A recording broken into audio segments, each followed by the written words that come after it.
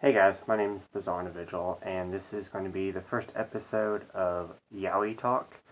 It's going to be a new series that I'm starting on my channel where I talk about all the LGBTQ plus stuff that I read. It's not necessarily just going to be yaoi. I just decided that this would be a great way to kind of force myself to get through my backlog of my BL and my Yuri shelf that I have, and I really want to complete it this year, so thought it would be a great way to make like a yaoi chat episode every once in a while. It might be bi-monthly, it might be weekly, which I highly doubt, but we'll just kind of see how it goes. So this is going to be the first episode.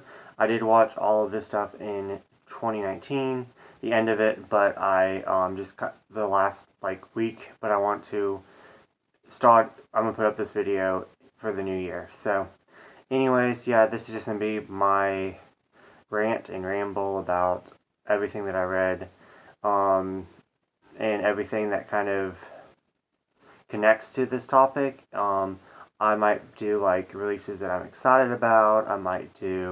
Might just talk about one title. Yeah, so we'll just see how it goes. So first up, let's talk about this title right here, Fourth Generation Head. And the reason why I picked this title up is because I absolutely loved the author right there. I loved their other work, and Jackass.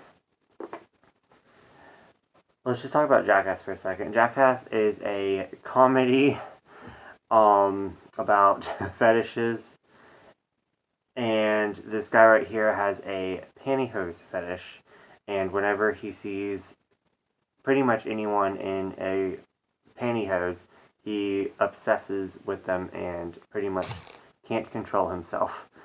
So with that silly, goofy premise,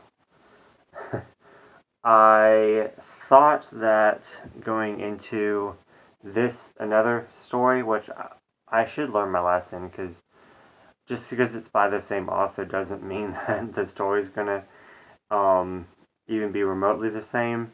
I did kind of know that this was going to be kind of a lot darker with the gun and the description on the back, but it is. I guess I'm kind of scared. I'm always scared to talk bad about a series because I do know that a lot of people loved this this one shot. So what I did like about it is that it did have a lot of um, comedy moments, like Jackass did, but it and the art, which I'm not surprised at all, was really good.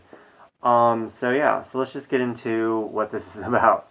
It is pretty much about gangs, and this guy right here,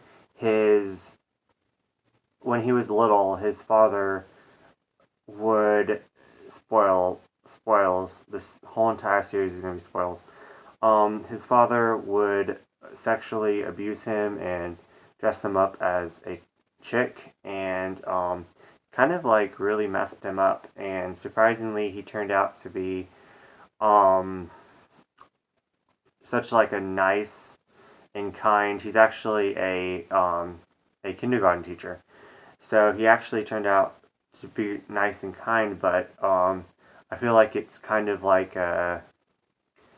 personal opinion. I feel like it's kind of a kind of a cover to kind of hide of what happened to him, and he feels very protective of his kindergarten class, and I feel like he kind of the reason why he goes into that is to kind of make up for what his dad did to kind of protect the kids as best as he can, since he's not obviously the parents.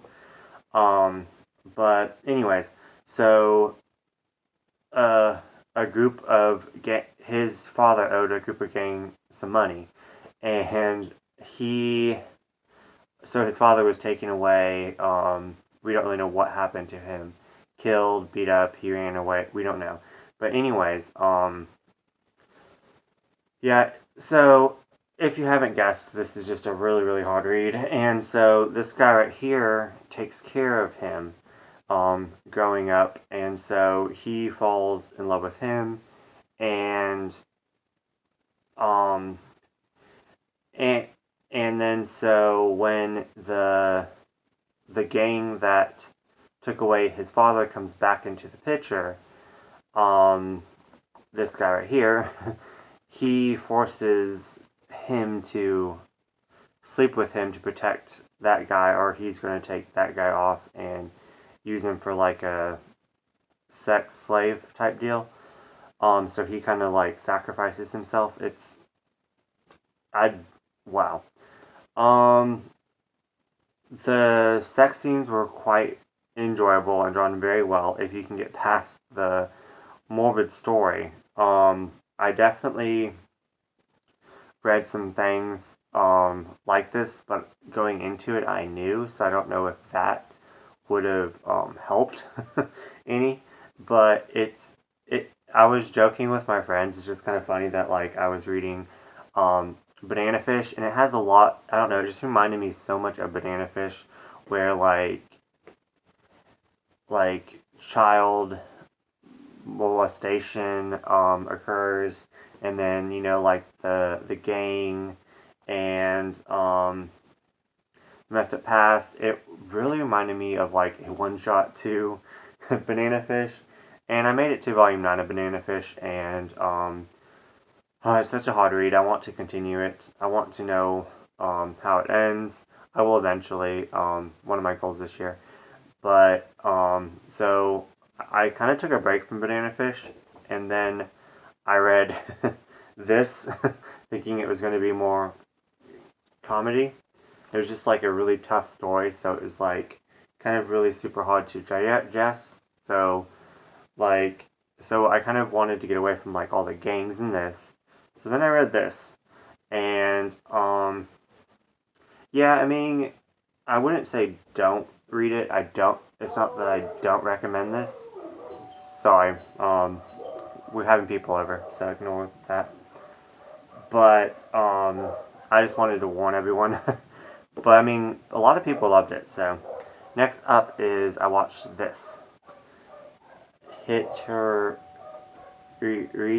My Hero, and it's the complete collection. And all I knew going into this was it was about a teacher-student romance, and I was actually quite excited to watch it, even though like I'm quite against them. But I always have to compare everything. But like if anyone's ever seen Pretty Little Liars, where Arya sleeps with her teacher, but she lies about her age, and then they sleep together, and then he finds out her real age, but he already has feelings for her. Not that it makes it okay, but it sits better in my mind. Like I don't know if it does with you or not, but not it doesn't really sit well, but I don't know. But with this one is this teacher right here grew up kind of protecting this guy right here. He once again in a gang, and it just took me for a loop back because I thought it was gonna be like a sweet slow burn romance, which it is, but I wanted to escape the gang in here, and then it went to this one right here, and yeah, it's just so once I made it past this, and I made it past all the tropes that I didn't like, it was really sweet. It kind of did more of